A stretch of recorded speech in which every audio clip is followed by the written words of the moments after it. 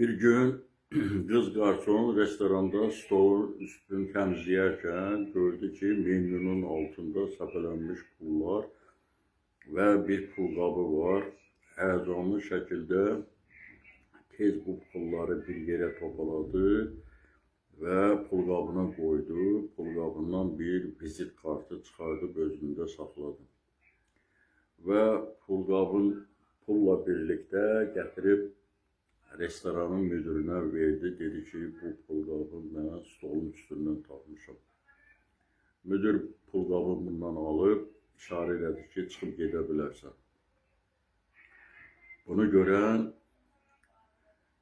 restoran sahibi açdılar pulqabını, gördülər çoxlu miqdarda pul var və tamahlarına yedira bilmədilər. Dedilər, nədən bu pulu gəl öz aramızda bölüşdürək. Və belə də etdilər. Amma tədbir gördülər ki, birdən bu işin üstü açılsa, bəs neyniyək? Və restoran müdürü dedi ki, gəl pulqabını qoyaq həmin qarsonun sumkasına.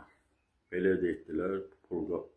Qarsonun sumkasını gətirib, boş pulqabını qarsonun sumkasına qoydular. Biraz keçmişdi ki, restoranın qapısı sürətlə açıldı və bir zəngin adam içəri daxil olub, təlaşlı şəkildə stolun üstünü araşdırmağa başladı. Bunu görən qarson, qız buna yaxınlaşdı, dedi, nə lazımdır sizə? Dedi ki, bəs az öncə mən pulqabımı burada unutmuşam.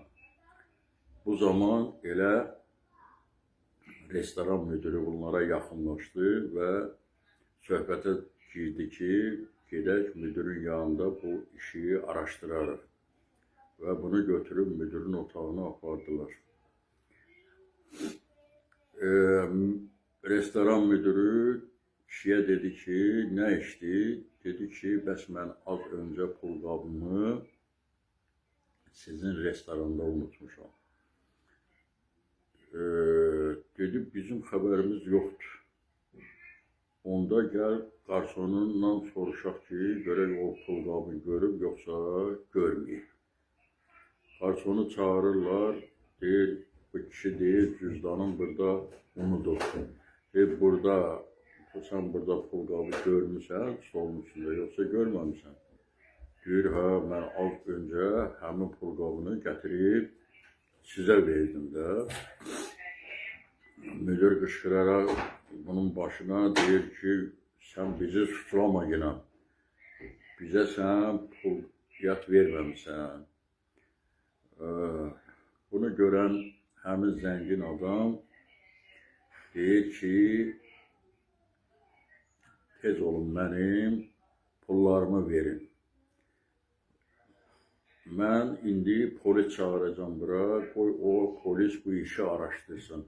Bunu eşidən namuslu qarson əsməyə başlayır və bu həmin zəngin adam sürətlə buranı tərk edib çıxıb gedir. Qarson da onun arxasında qaçıb gəlir, amma o çıxıb getmişdi. Bunu qarson yenidən qayıdır müdürün yanına ki, bəs mən axı pulqabı gətirib sizə vermişdim. Siz niyə belə edirsiniz? Deyir ki, sən nə ilə sübut eləyərsən ki, pulqabını gətirib bizə vermişdin. İstəsən, bizə şərik ola bilərsən. Amma sən sübut eləyə bilməzsən ki, pulqabını gətirib bizə vermirsən. Belə bu anda təzədən restoranın qapısı açılır, həmin zəngin adam polislə birlikdə içəri girirlər. Amma bundan əvvəl həmin qız qarson, onda vizit kartı var idi, pulqabından götürmüşdü, zəng edib hadisəni bu zəngin adama danışmışdı.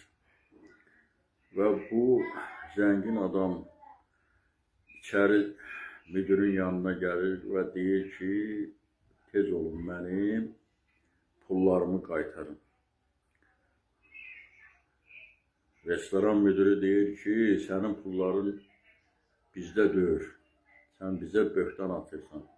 Sən necə sübut edə bilərsən ki, sənin pulların bizdədir. Deyir, arxayın olun. Mənim telefonumda sizin danışığınız hamısı qeydiyyatda var. Və üzün döndərib polislərə deyir ki, tutuklayın bunları. Oğru bunlardır. Sonra dürüst qarsona çevrilərək deyir, mənim ofisimdə sənin kimi bir dürüst insana ehtiyacım var. Ona görə səni mən öz ofisimdə işə götürmək istəyirəm.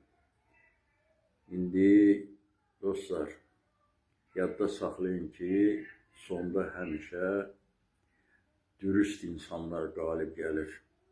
Heç vaxtı oğru insanlar qalib ola bilməz. Ona görə həyatda həmişə düzlük lazımdır. Allah sizi var eləsin.